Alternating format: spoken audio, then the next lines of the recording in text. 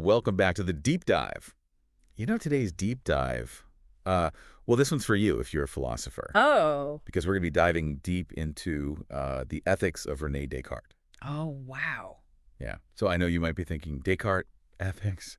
I thought he was all about metaphysics and epistemology. Right. And yeah, I mean, you're right. Those are his most famous areas. Yeah. But we've got some excerpts here from the Stanford Encyclopedia of Philosophy entry on Descartes' ethics. And there's actually a lot there. There really is. Yeah. And it's often overlooked. Yeah. And it's interesting, isn't it? Because Descartes thought that philosophy was like a kind of therapy, a path to true health of the mind. And get this, he considered ethics to be like the ultimate fruit of philosophy. Really? Yeah. So this isn't just like some dusty, abstract ethical theory. Yeah, not at all. This is like deeply connected to how we live a good life. Exactly. Life of like contentment and tranquility. Yes. Like he's saying, Yeah. hey, philosophy isn't just about all these heady concepts. Right. It's about how to live well. Yeah, and that's where it gets really interesting because he compares vices to diseases of the mind, and philosophy, particularly ethics, is like the cure. Huh. He even uses this image of a tree of philosophy. So metaphysics and physics are the roots and trunk. Okay. They're essential but foundational. Yeah. And the fruit, the aim, is morals. That was his word for ethics. I love that imagery. Yeah. It shows how central ethics was to his whole project. Exactly. It's like you can't have a healthy tree without good fruit. Right. And you can't have a good life without ethics. Exactly. And speaking of frameworks, we should talk about Descartes' provisional moral code from his discourse on the method. Oh, yeah. I wanted to ask about that Yeah. because it seems kind of odd for a philosopher who's all about doubting everything. I know, right? It's like, wait, Descartes is telling us to just follow the rules. I know, it doesn't sound like him at all. That's not the Descartes I know.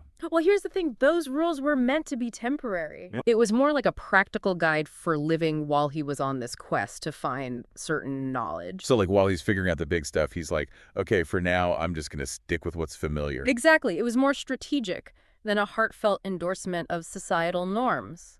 So he wasn't saying that these rules were good or true. No, he was saying that they were a stable framework while there was uncertainty. I see. He was living in a time of huge intellectual and social upheaval. Yeah. So it makes sense that he needed some kind of anchor while he was figuring everything out. It is interesting, though, right?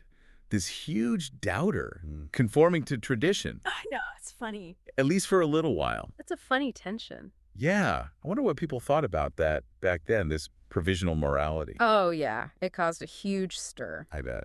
But to really get why he did it, we have to see it in the big picture. Yeah. It wasn't about blind obedience. It was about creating space for intellectual exploration. Okay, so the first rule was about conforming. What about the other rules in his code? Yeah. Did they hint at his ethical ideas? Let's see. The second rule was to be firm and decisive in your actions, even when you don't know the right way. Okay. He thought that it was better to act based on your best judgment rather than just getting lost in doubt.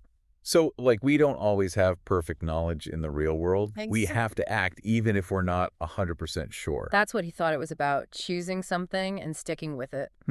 Not because you're stubborn, but because wavering can be paralyzing. Yeah, it can be. So very practical, almost stoic. Yeah. And actually that leads into the third rule. Master yourself rather than trying to master fortune. Oh, Yeah, this is where we see the emphasis on what we can control, okay. our thoughts, desires, reactions, Right. instead of being at the mercy of events. But he's saying that true happiness comes from inside, Yes, from building a strong inner self that can handle anything. exactly. And then we get to the fourth rule, which actually ties back to philosophy as a path to well-being. Okay. This rule was to dedicate his life to cultivating reason and seeking truth. And he actually said that he found extreme contentment in doing this. Interesting. Yeah. Now, I know the meditations are usually seen as an epistemological work, Right. but didn't he also talk about the role of the will there? You're right, he did. And that's pretty relevant for ethics. Yes, very good point. The meditations might be about certainty and knowledge, but it also shows how Descartes understood the will, which is essential for ethical action. So how did he connect the meditations with the will? Well, for Descartes, the will was a powerful force, responsible for both belief and action. Okay. He thought it had this huge freedom, to choose between options. But this is important. He also thought that this freedom could lead us astray Oh. if it wasn't guided by a clear and distinct perception of what was true and good. So it's not enough to just have free will. No. We have to use it wisely. Exactly, guided by reason and understanding what's valuable. So we have to apply that same standard to moral choices as we do to beliefs about the world. Yes. That seems hard. It is a high bar, and I think that's why his later writings and his correspondence with Princess Elizabeth are so important. Okay. They really flesh out how to live virtuously, even when things aren't clear. So this is where we see how it works in real life. Exactly. How do you take these ideas about reason and will and actually use them to make good choices in the real world? Yeah, good question. Yeah. And you'll see how his conversations with Elizabeth offer some really interesting guidance on that. Okay. I'm excited to hear more about that. Yeah. Yeah, so Descartes' correspondence with Princess Elizabeth is amazing. It's like a goldmine for figuring out how his ethical thought developed. Oh, wow. Yeah, and it's filled with all these exchanges back and forth about all kinds of topics, Right. like the nature of happiness, the role of reason, Okay. taming our passions. It's like we're right there listening in I know, it's so cool. on these amazing conversations. And you know what's so interesting is that Elizabeth was struggling with illness, Oh, yeah. personal hardships, and it just makes their discussions about finding contentment and peace of mind so real and relatable, you know? Yeah, for sure. Because we've all been there. It makes it feel so much more human. Yeah, exactly. And that's what makes this correspondence so valuable. Yeah. Because Elizabeth wasn't just like sitting there listening to Descartes. Right. She was pushing back, you know, Oh, wow. challenging him, making him clarify his thinking. It's like she's one of us, I know. just like asking all the tough questions. Yes, exactly. Like, how do you live a good life when things are tough? It's the perfect example of how good philosophical dialogue can lead to new ideas, Yes, even for someone like Descartes. who had already done so much. Exactly. So what kind of guidance did he offer Elizabeth on how to deal with like difficult emotions? Yeah. You know, those passions that can mess with your inner peace. Well, actually, I was going to ask about that, Oh, yeah. because I know he had this two-part remedy. You're right, he did. And it's actually pretty relevant even today. The first part is all about redirecting your imagination and senses Oh, away from the things that trigger those bad feelings. so like if you're feeling anxious, Yeah, you try to focus on something positive. exactly. It's like early cognitive therapy or something. I know, right? Like centuries before modern psychology. Descartes was already saying that we can control our attention. It's true, and that we can choose to focus on certain thoughts and experiences to change how we feel. I like that. He even told this story about how he got over an illness as a child. Really? Yeah, by just having a positive attitude. That's so interesting. It really shows how powerful the mind can be over the body. Wow. Yeah. But distraction is just one part, right? You're right. It Oh, is. yeah. There's a second part, too. What's that? This is where it gets philosophical. Okay. He said we should use our intellect, Okay. our reason, Uh-huh. to analyze those tough passions. So it's not just about avoiding what makes you feel bad. Right. It's about understanding it. Yes. Breaking it down, figuring out where it comes from. Descartes thought we could understand the nature and causes of our passions He did. through reason. Yes, and then we could master them, Okay. prevent them from controlling us. So it's redirecting our attention Yes, and then understanding our emotions. exactly. And it all comes back to using reason to guide our lives. Right. Like Yeah. philosophy is a path to true health of the mind. That's it. Now, you mentioned earlier how some ancient philosophers thought that virtue and happiness were the same thing. Descartes had a different view, right? Yeah, he made distinctions between the supreme good happiness and the final end. He did. That's where I get a little lost. Oh, yeah. It can be confusing. Yeah. How did he define those terms and how are they connected? Okay, so let's break it down. Okay. For Descartes, the supreme good is virtue, straight up. Okay. And he defines virtue as a firm and constant will to bring about everything we judge to be the best Okay. and to employ all the force of our intellect in judging well. So virtue is about doing what reason says is best, Yes. using your intellect to figure out what's good, and then doing it. Exactly. Judgment and commitment. Happiness for Descartes is what? Perfect contentment of mind and inner satisfaction. Yeah. That feeling of tranquility that comes from living with reason and virtue. So happiness comes from virtue, It's the reward for living a good life. but it's not the goal of virtue. Good catch. He thought virtue was its own reward, the highest expression of our rational nature. Bringing us closer to God. Yes, according to his metaphysics, happiness is good, Yeah. but it's a consequence of doing what's right. Okay, I see the distinction. Okay, so we've got virtue as the supreme good, and happiness is what happens because of virtue. Right. Where does the final end fit in? Yeah, that's what I was wondering. Well, Descartes is a little vague here. Okay. He says it can be either happiness or the supreme good. Hmm. He uses this analogy where virtue is the target and happiness is the prize for hitting the target. Okay. I like that. So virtue is the path, and happiness is the feeling you get along the way. Yeah, that makes sense. And this is where Descartes is different from the ancients. Okay. He doesn't think virtue and happiness are the same. Uh-huh. He knows that good people can have hard times. Right. But he says even then they can still feel peace and contentment. Like, there's living the right way. Exactly. So virtue is its own reward. Yep. But it also leads to a kind of happiness that nothing can take away. But how do we actually know what reason says is the right thing to do? Right. How do we figure out what's good when we have to make hard choices? Yeah. That's the big question. It is. And Descartes doesn't really give us a clear answer. Oh. But he does give us some general principles. Okay, like what? In his letters to Elizabeth, he talks about the truths most useful to us. Truths most useful to us. Yeah. What's that like? Some kind of Descartes 10 Commandments? Not quite. They're more like truths that can help us approach ethical problems the right way. And you might be surprised that a lot of them aren't unique to Descartes. Really? So what are they? Well, the first two are straight from his metaphysics. Okay. The existence of God, Right. an all-powerful and perfect being, Yeah. and the immortality of the soul. The idea that our minds exist beyond our bodies. Those are big ones.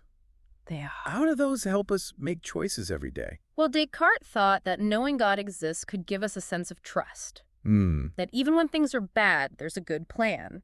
Right. And believing in the soul's immortality could help us detach from worldly things. to see things from a bigger perspective. Yes, exactly. So it's about perspective and trust. Yes, trusting something bigger than ourselves. To help us not be so selfish. Exactly. Now, the next three come from his natural philosophy. It's okay. So his understanding of the physical world. Okay. The first is that the universe is huge, Yeah, and we're not the center of it. it's true. The classic Copernican shift. Right, it's humbling. And that's the point. Descartes thought it could help us stop being so egocentric. To stop seeing everything in relation to ourselves. Exactly. He called them vain anxieties and troubles. Yeah, we cause ourselves so many problems. You do. So it's about our place in the universe. Yeah. And feeling connected to everything. What's next? Okay, next is that we're part of a bigger community. Okay. A social whole. Right. And that the community's interests matter more than our own. So balancing our needs with others' needs. Yes, exactly. Remembering that we're all connected. Yeah, we have responsibilities to each other. That's right. Our actions affect everyone. Makes you think about the impact you're having. Yeah, so what's the last one in this group? Okay. The last one is that our passions can distort our perception, our emotions, you know. Yeah. Descartes thought they could cloud our judgment Oh, yeah. and lead us to make bad choices. So we have to be aware of how our feelings are affecting us. Yes, and try to see things rationally. Because feelings can be misleading. Exactly. And now, for the final truth. This one's a bit practical. Right. Descartes says that when we don't know how to act, we should follow the laws and customs of society. Wait, really? Yeah, But I thought Descartes was all about questioning authority. I know. It seems strange. But it does. But remember, this is part of his provisional morality, Right. his guidelines for when he was still working things out. Okay. He's not saying that laws are always good, Uh-huh. just that they can help when we're not sure what to do. When we don't have that clear and distinct perception. Exactly. So it's like a fallback plan. Yes. When you don't have all the information. Well, in real life, we often have to decide without knowing everything. Yeah, that's true. He thought it was better to follow some rules than get stuck in indecision. So we've got these 6 truths most useful to us. Right. 2 from metaphysics, 3 from natural philosophy, Yes. and 1 about following rules. It's an interesting mix. It is. So how does this all work for living a virtuous life? Yeah. Is it enough to just know these truths? Are they like a guide to what's right and wrong? Well, this is where Descartes gets vague. Oh, yeah. Yeah, he doesn't give us like a step-by-step guide. Hmm. He seems to think that these truths will help us think the right way Okay. so that we'll naturally do the right thing. So it's about character. Yes, developing a good character. Not just following rules. Exactly, and this is where generosity is so important. Right. He called it the key to all the other virtues. He He did. did. It's like a big deal. It is, and it's more than just being nice. Okay. Generosity for Descartes is about recognizing the inherent worth of every person. Including yourself. Yes, seeing everyone as rational beings with free will. Deserving of respect. Exactly. It makes sense that that would be so important for him. It does. Because if we're all rational beings, shouldn't we care about each other? That's his thinking. So generosity isn't something we're born with. Right. It's something we learn. Yes, he thought it started as a passion. Oh, interesting. A feeling you get when you think about free will. And how much power it gives us. So it's like realizing the potential of free will. Yeah. Not just for ourselves. Exactly, but for everyone. I see. And that sparks generosity. Yes. But he didn't think it stopped there. What else? He thought that if we act generously over and over, Okay. it becomes a habit. A habit. Yes, a part of who we are. Like building a muscle. Exactly. The more you use it, the stronger it gets. So the more generous you act, Yes. the more generous you become. Exactly. It's a cycle. And once that habit is there, It's the foundation for everything else. that's cool. So how does generosity lead to other virtues? Yeah, I can see how it could lead to kindness. Right. But what about like courage or justice? Well, remember, there are two parts to generosity. Yeah. First, you have to understand that true worth comes from using free will well. So not just having good intentions Right. You have to understand what's good. and then actually do it, Exactly. which is just virtue. Yes. It's like generosity is a meta virtue. That's a good way to put it. It creates other virtues. And the second part is the resolve to actually do what's good, to Mhm. always choose virtue. Even when it's hard, Yes, that's where courage and justice come in. it takes willpower Yeah, to do the right thing, even when it's risky. exactly. And Descartes thought that once you have this inner strength, all the other virtues come naturally. It's amazing how he connects everything back to generosity. Oh, I know. It's fascinating. It's like generosity is the source of all the other virtues. And that's what makes his ethical thought so compelling, Yeah, especially for us philosophers. because we like to see how ideas are connected. We do, and Descartes shows us how they're connected. And the connection to moral universalism is so important. It is the idea that all humans have equal worth.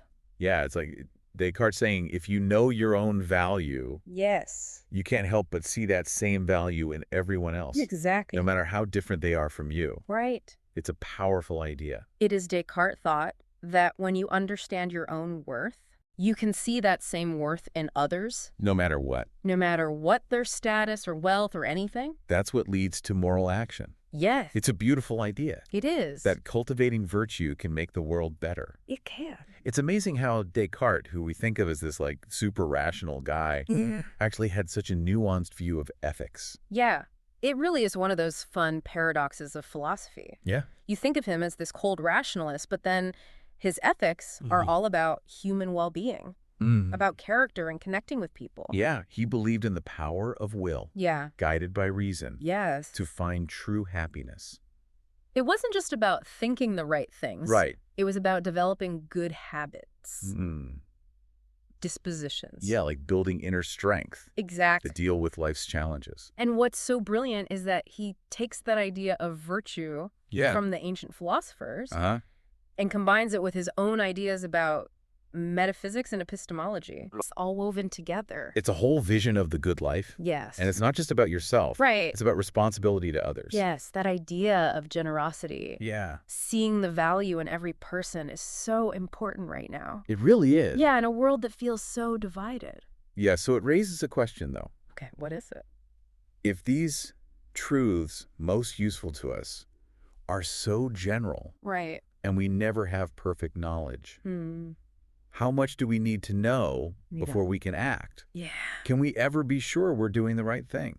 That is the question, isn't it? It is. It's the tension between trying to know everything like Descartes wanted Right. and having to make choices without all the facts. It's a real problem. It is for everyone, not just philosophers. Or anyone trying to live ethically. Exactly, and I think Descartes knew that. Mm-hmm. He knew that in real life, we don't always get certainty. Yeah. So we have to learn to act based on what we do know. And be open to changing our minds. Yes. So it's a balance. It is between being sure of yourself and being humble. Yeah. And that's what Descartes gives us. Okay. A framework, not a set of rules. Mm. He wants us to develop reason to be virtuous, to act, and be willing to learn. It's like he's giving us a compass, not a map. I like that. Yeah, he points us in the right direction. Right. But we have to do the work We have to make the journey ourselves. to become more rational, more virtuous, more human. That's a good way to put it. Well, I think that's about it for our deep dive into Descartes' ethics. I think so. We hope you found it interesting Yeah. and maybe even have some new questions to think about. We always love hearing from our listeners. We do. So let us know what you think, Yeah, you can find us on social media. or wherever you listen to podcasts. Thanks for listening. Yeah, thanks for joining us.